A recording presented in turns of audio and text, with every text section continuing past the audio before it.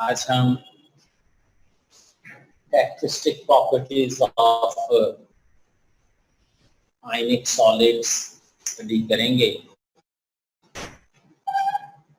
कल हमने पढ़ा था कि नेचर ऑफ बॉन्ड की बुनियाद पे, nature of forces of attraction between particles of A solid की बुनियाद पे सॉलिड्स को 4 किस्मों में तकसीम किया जाता है। Ionic solid, covalent solid, molecular solid और metallic solids. Nature of bond की बुनियाद। पहली किस्म के सॉलिड है आयनिक सॉलिड। जैसा कि नाम से जाहिर है कि इसमें आयनिक बॉन्ड होगा between particles, between oppositely charged ions.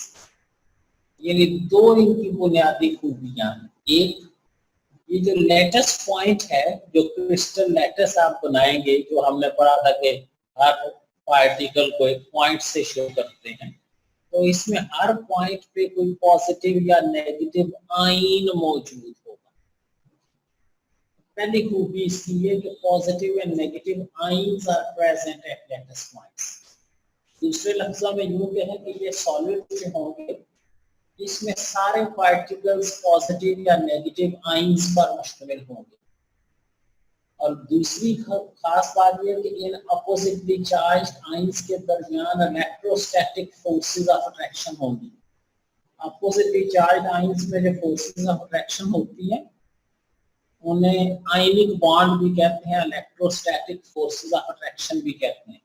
आयनिक सॉलिड की पहली खूबी, they are composed of positive and negative ions at lattice point. पहली खूबी, ये क्रिस्टल जो होगा, आयनिक सॉलिड जो होगा, इसमें हर लेटेस्ट पॉइंट पे कोई पॉजिटिव या नेगेटिव आयन होगा।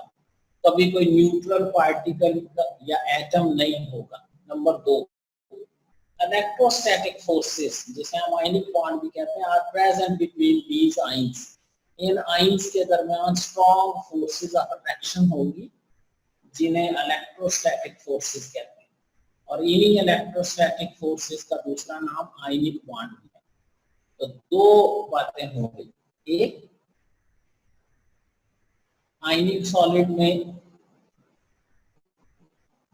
आयनिक बॉन्ड होता है। आयनिक बॉन्ड किसे कहते हैं? पॉजिटिव और नेगेटिव आयंस के दरमियान strong electrostatic forces of attraction को आयनिक बॉन्ड कहते हैं। दूसरी खूबी, आयनिक सॉलिड में हर लेटेस्ट पॉइंट पे कोई पॉजिटिव आयन होगा या नेगेटिव आयन होगा। They are composed of positive and negative ions. और दूसरी खूबी, इन आयंस के दरमियान strong electrostatic forces of attraction होंगे। जैसा कि सोडियम क्लोराइड की सिंपलेस्ट एग्जांपल है। इसमें सोडियम आयंस और क्लोराइड आयंस होते हैं।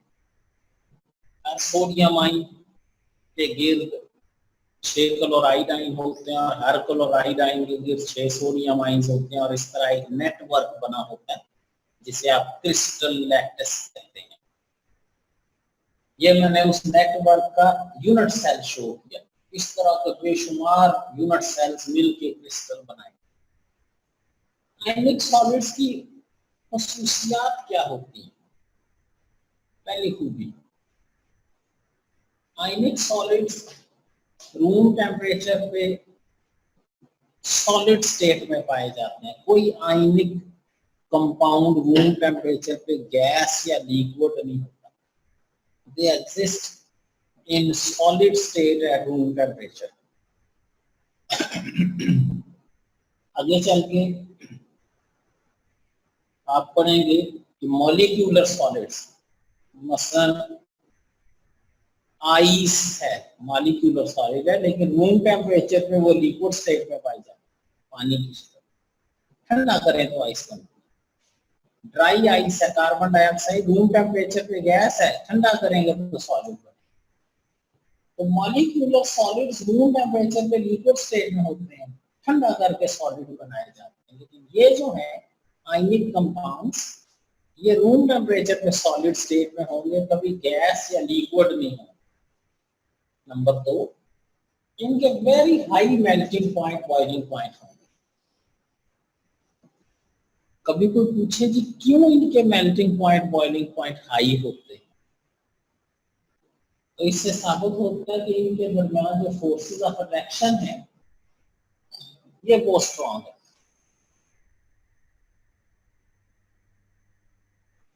हाई मेल्टिंग इस बात का प्रूफ है कि they have very strong electrostatic forces of attraction between oppositely charged ions. They are non directional. इसका क्या मतलब है कि they are non directional? Non directional का मतलब ये है कि इसमें हर पॉजिटिव के हर तरफ नेगेटिव आयंस होंगे और हर नेगेटिव के हर तरफ पॉजिटिव आयन होंगे। किसी खास एंगल पे बॉन्ड भी बनेगा। मसलन वाटर है, कोवलेंट कंपाउंड है, उसमें ऑक्सीजन के साथ 2 हाइड्रोजन बॉन्ड बनाती है और उन दोनों बॉन्ड्स के दरमियान 104.5 डिग्री का एंगल होता है। मीथेन में सारे बॉन्ड्स के दरमियान 109.5 डिग्री का एंगल। मुख्तलिफ कंपाउंड्स में, मुख्तलिफ कोवलेंट कंपाउंड में बॉन्ड हमेशा एक फिक्स एंगल में बनते हैं, एक खास डायरेक्शन में अरेंज होते हैं, टेट्राहेड्रल, लीनियर, ट्राइगोनल वगैरह। लेकिन आयनिक कंपाउंड्स में आयंस हर पॉजिटिव के हर तरफ नेगेटिव आयन होते हैं, हर नेगेटिव के हर तरफ पॉजिटिव आयन होते हैं। ये नॉन डायरेक्शनल है, किसी खास डायरेक्शन में बॉन्ड भी बने होते हैं। एक क्लस्टर होता है, गुच्छा होता है, एक नेटवर्क होता है जिसमें हर पॉजिटिव के हर तरफ बेशुमार नेगेटिव आयन होते हैं और हर नेगेटिव के हर तरफ बहुत सारे पॉजिटिव आयन होते हैं। तो they are non directional in nature. The bonds are not formed at a particular angle. जिन कंपाउंड्स में खास एंगल पे बॉन्ड बनते हैं उन्हें कहते हैं ये ओपन स्ट्रक्चर है। जैसे हम डायमंड की देखें, बीच में खाली जगह होंगी, लेकिन इसमें कोई बीच में खाली जगह नहीं होती, क्लोजली पैक्ड क्रिस्टलाइन लैटिस होती है। तो हम कहते हैं कि ये बॉन्ड किसी खास एंगल पे नहीं बनते, नॉन डायरेक्शनल। सॉल्युबिलिटी,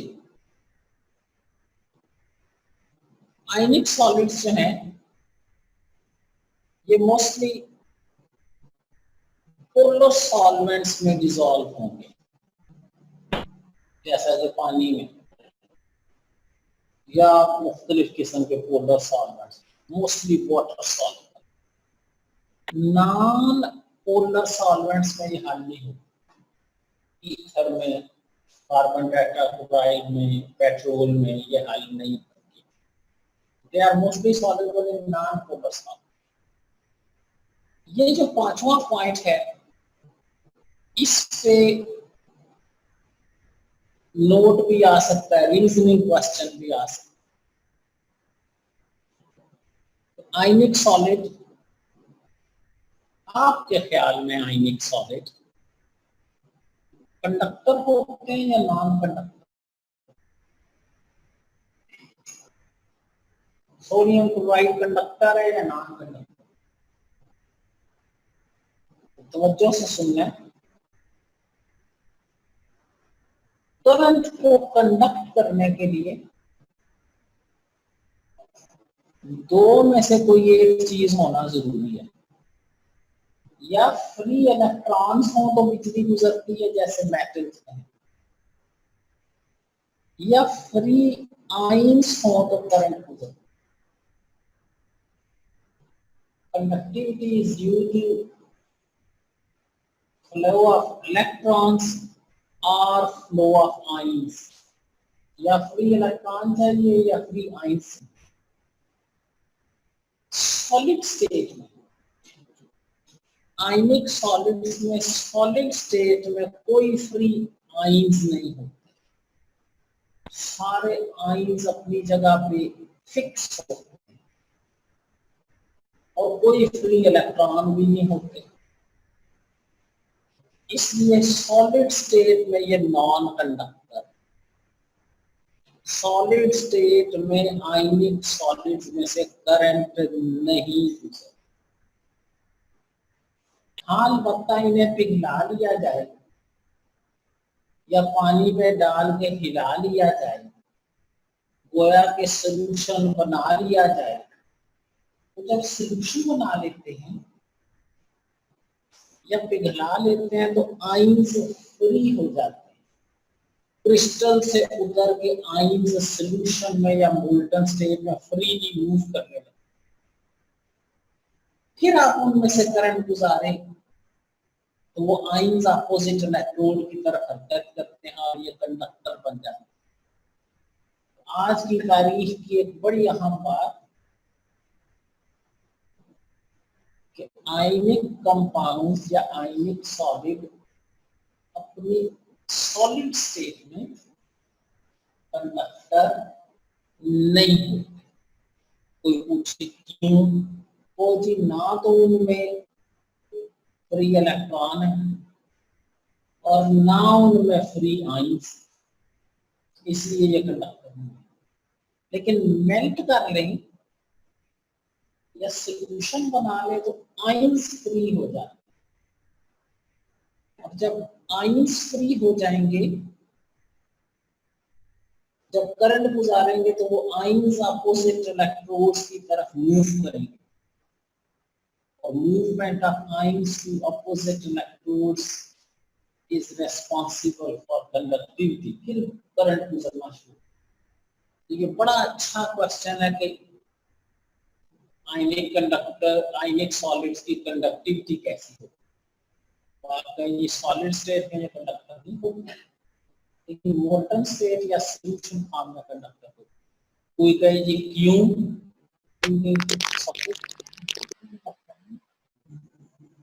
और ना फ्री आइंस है, इसलिए कंडक्टर नहीं है।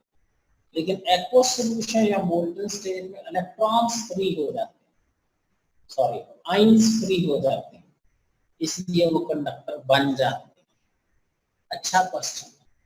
रेडियस रेशियो, ये भी बड़ा अच्छा क्वेश्चन है।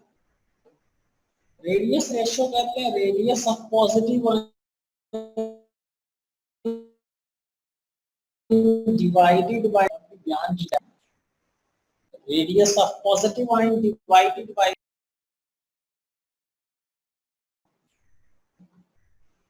स्ट्रेस अप्लाई करें, डिफॉर्मिंग फोर्स लगाएं,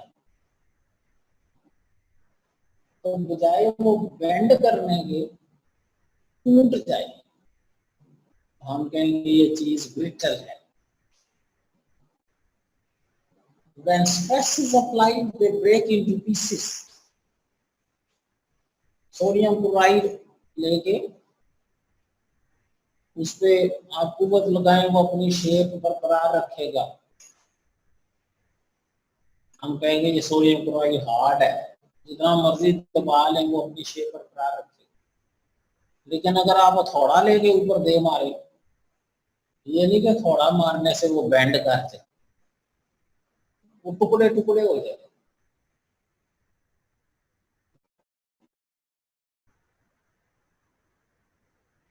ब्रेक, ये ब्रिटल है। When stress is applied, they break into pieces. Paper में आते हैं क्यों ब्रिटल है, टुकड़े क्यों हो जाते हैं, इसके टूट क्यों जाता है? इसकी वजह ये है कि ionic solids are composed of positive and negative ions closely packed together. Ionic solids में पॉजिटिव और नेगेटिव आइंस एक खास तरीके से क्लोजली पैक्ड होते हैं। क्लोजली पैक्ड स्ट्रक्चर है उनका, इसमें पॉजिटिव और नेगेटिव आयन, एक पॉजिटिव एक नेगेटिव, पॉजिटिव नेगेटिव, इसी तरह नीचे भी पॉजिटिव नेगेटिव पॉजिटिव, इस तरह अल्टरनेटली अरेंज्ड। एक नेटवर्क बनाओ, आप इसको स्ट्रेस सप्लाई करेंगे, बहुत ज्यादा कुव्वत लगाए, जैसे मैंने मिसाल दी है, थोड़ा देखना एक लम्हे को ये लेयर्स थोड़ी सी स्लाइड करेंगे, फर्ज करेंगे ऊपर वाली, यहाँ से आपने स्ट्रेस अप्लाई किया, थोड़ा हमारा ये ऊपर वाली लेयर थोड़ी सी स्लाइड कर दे, यहाँ से ये लेयर थोड़ी सी स्लिप होके आगे शिफ्ट हो गई, थोड़ी सी आगे शिफ्ट, पहले पॉजिटिव के ऊपर नेगेटिव था, अब नेगेटिव के ऊपर नेगेटिव और पॉजिटिव के सामने पॉजिटिव आ गया, एक जैसे आइंस एक दूसरे के सामने आ गए, नेगेटिव नेगेटिव के सामने, पॉजिटिव पॉजिटिव के सामने। क्यों ऐसा होगा, एक जैसे आइंस एक दूसरे के सामने आएंगे तो सेम चार्जेस में रिपल्शन होती है। ये यहाँ रुक के फिर इंतजार नहीं करेंगे कि आप क्या करें, जो यहाँ पर थोड़ा मारेंगे, लेयर स्लाइड करेंगी, एक जैसे आइंस एक दूसरे के सामने आएंगे, इनमें रिपल्शन पैदा होगी and it will break into pieces. जितनी लेयर्स एक जैसे आइंस की एक दूसरे के सामने आ जाएंगी, उतने हिस्सों में ये टूट जाएंगे। ये फ्रैक्शन ऑफ सेकंड भी इस हालत में नहीं, तो लिखेंगे कैसे, एक तो इसमें फिगर जरूर बनानी है, करिए एक फिगर इस तरह जिसमें अल्टरनेट आइंस बनाने हैं, एक पॉजिटिव एक नेगेटिव, एक इस तरह जिसमें दो आइंस एक दूसरे के सामने आ जाए, और जहां से ये सामने आएंगे वहां से रिपल्शन पैदा होगी and it will break into pieces. When stress is applied, layers slide slightly on each other. थोड़ी सी दोनों लेयर एक दूसरे को स्लाइड करती हैं, और दोनों स्लाइड करती हैं, same charges come in front of each other, एक जैसे चार्जेस एक दूसरे के सामने आ जाते हैं, और repulsion is produced which make it brittle. इस रिपल्शन की वजह से वो टुकड़े टुकड़े हो जाते हैं। ये सबसे अहम प्रॉपर्टी है आयनिक सॉलिड की पेपर के point of view. Density, ionic solids have very high density. Density हम कहते हैं मास पर यूनिट वॉल्यूम, क्योंकि आयनिक सॉलिड्स में क्लोजली पैक्ड स्ट्रक्चर होती है, नहीं होती, वॉल्यूम मिनिमम और मास मैक्सिमम क्लोजली पैक्ड, इसलिए दे have very high density. Sodium chloride की तो ज्यादा डेंसिटी का पानी, due to closely packed crystalline structure, इस तरह की, they have minimum volume and maximum mass। ज्यादा से ज्यादा mass को कम से कम जगह पे रखा जाए तो इसे कहते हैं closely packed, इसलिए इनकी डेंसिटी बहुत हाई है। आयनिक सॉलिड्स जो हैं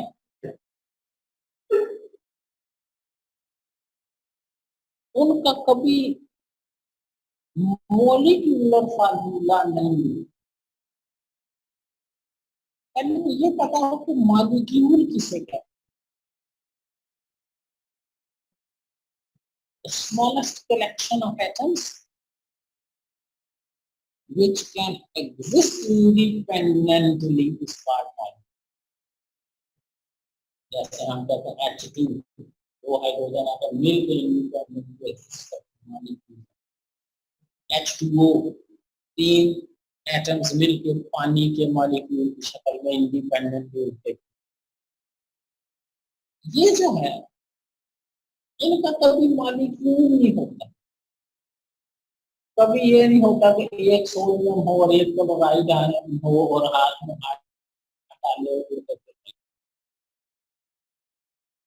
ये हमेशा एक नेटवर्क में पाए जाते हैं, जहां सोडियम होगा उसके लिए 6 क्लोराइड होंगे और हर क्लोराइड के लिए 6 सोडियम होंगे और फिर सोडियम के लिए क्लोराइड होंगे, एक खिचड़ी बनी है। एक जैसे शहर की मक्खियों का छत्ता होता है, जब आप छत्ता कहते हैं तो छत्ते में एक मक्खी होती है, वो ग्रुप, ये क्रिस्टल लैटिस है, आइंस का छत्ता है। हर पॉजिटिव के लिए बहुत सारे नेगेटिव और हर नेगेटिव के लिए बहुत सारे positive, they do not exist in the form of independent molecules, ये क्रिस्टल लैटिस में पाए जाते हैं। उस क्रिस्टल में जो पॉजिटिव और नेगेटिव आइंस की रेशियो है उसे कहते हैं फार्मूला यूनिट। जैसे ये सोडियम क्लोराइड का छोटा सा क्रिस्टल मैंने बनाया, इसमें फर्ज करें 100 सोडियम आइन हो तो 100 ही क्लोराइड आएंगे, 20 सोडियम आइन हो तो 20 ही क्लोराइड आएंगे, लेकिन रेशियो इसकी 1:1 कहलाएगी। जब आप देखते हैं ना NaCl, तो आप सिंपलेस्ट रेशियो बता रहे होते हैं, क्रिस्टल में सोडियम और क्लोराइड आइन की रेशियो 1:1, एक मॉलिक्यूल NaCl का नहीं। ऐसा formula, the simplest ratio of ions in the crystal बताया उसे कहते हैं फार्मूला यूनिट। और उस फार्मूला यूनिट का जो मैस है, उस फार्मूला मैस है, इसे मॉलिक्यूलर वेट भी कहते हैं। 58.5 सोडियम का वजन है 3, सोडियम का 85.5, दोनों का मिला के 58.5। कोई शरीफ आदमी इसे molecular weight of sodium chloride कह सकता है। आप हमेशा कह रहे हैं शरीफ आदमी कह सकते, तो मॉलिक्यूलर वेट जो है एक मॉलिक्यूल का और इनका एक मॉलिक्यूल है, ये बताता है कि क्रिस्टल में रेशियो ऑफ सोडियम और क्लोराइड 1:1 है। इस फार्मूला को इसका कहते हैं फार्मूला यूनिट। इस फार्मूला यूनिट का जो वजन है उसे कहते हैं फार्मूला मैस। अक्सर पेपर में फर्स्ट एक्सरसाइज में भी एक क्वेश्चन दिया हुआ है, पढ़ाया यहाँ गया क्वेश्चन यहाँ पे 58.5 इस फार्मूला में सोडियम, सोडियम आयनिक सॉलिड है जो एक क्रिस्टल लैटिस में पाया जाता है। It does not exist in the form of molecules. 58.5 is the formula weight of sodium chloride and not molecular weight. Especially ऊपर लिखा है, they do not exist in the form of molecules, so they do not have molecular weight. इनके वजन को formula wait कहते हैं, molecular weight नहीं। Lattice energy, ये भी बड़ा अच्छा टॉपिक है, इसी का हिस्सा है। किसी आयनिक सॉलिड को ब्रेक करके कॉरस्पॉन्डिंग गैसियस आइंस बनाए, सॉलिड को तोड़ के आइंस में चेंज करें, गैसियस आइंस जो एक दूसरे से फ्री हो, कोई अट्रैक्शन नहीं, इसके लिए जितनी एनर्जी देनी पड़ती है उसे कहते हैं lattice energy. amount of heat required to break a crystalline solid, to convert a crystalline solid into corresponding gaseous ions is called lattice energy. Solid को तोड़ के आइंस बनाए या गैसियस आइंस मिलकर सॉलिड बनाए तो जितनी एनर्जी खारिज होती है इसे भी लैटिस एनर्जी। याद रहे तो सॉलिड को तोड़ के गैसियस आइंस में चेंज करने के लिए एनर्जी देनी पड़ेगी, उसे भी लैटिस एनर्जी। गैसियस आइंस मिलकर जब क्रिस्टलाइन सॉलिड बनाएंगे तो जितनी एनर्जी खारिज होगी उसे भी लैटिस एनर्जी। और आज की तारीख का एक तारीखी नुकता, लैटिस एनर्जी डिपेंड करती है sizes of positive and negative ions. जितना पॉजिटिव और नेगेटिव आइंस का साइज छोटा होगा उतनी लेटेस्ट एनर्जी ज्यादा होगी.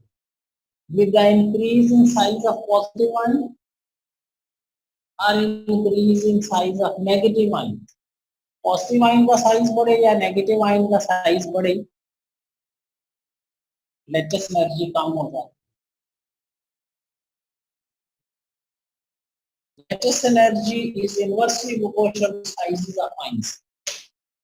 जितने छोटे साइज के पॉजिटिव या नेगेटिव आयंस होंगे उतने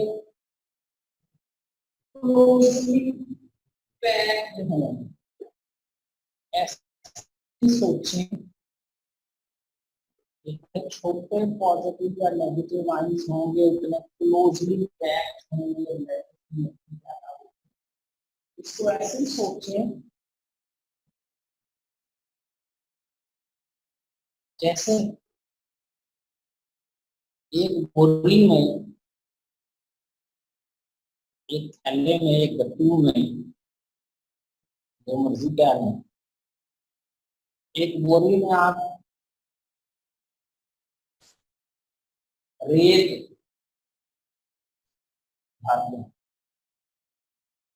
रेत के छोटे छोटे छोटे छोटे जगह क्लोजली पैक वो बोरी बनेगी. तो निजाम को कोई खाली जगह नहीं होगी. लेकिन अगर उसी बोरी में आप तरबूज भर, तो 4-5 तरबूज आएंगे. बीच में काफी सारी जगह खाली रहेगी. तरबूज उतने क्लोजली पैक्ड नहीं है. आटे की या चीनी की या रेत की बोरी बड़ी सॉलिड और बड़ी क्लोजली पैक होती है.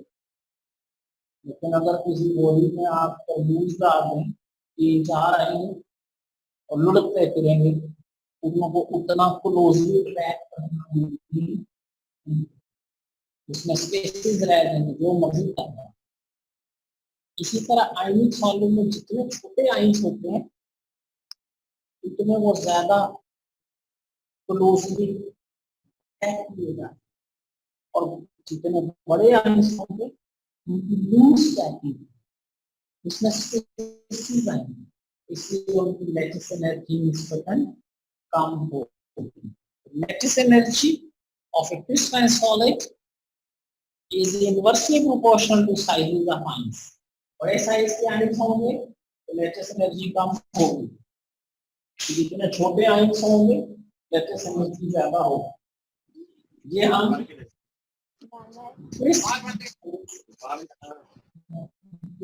स्टडी कर रहे थे. कल हम देखेंगे कि सोडियम क्लोराइड की स्ट्रक्चर कैसी है और क्या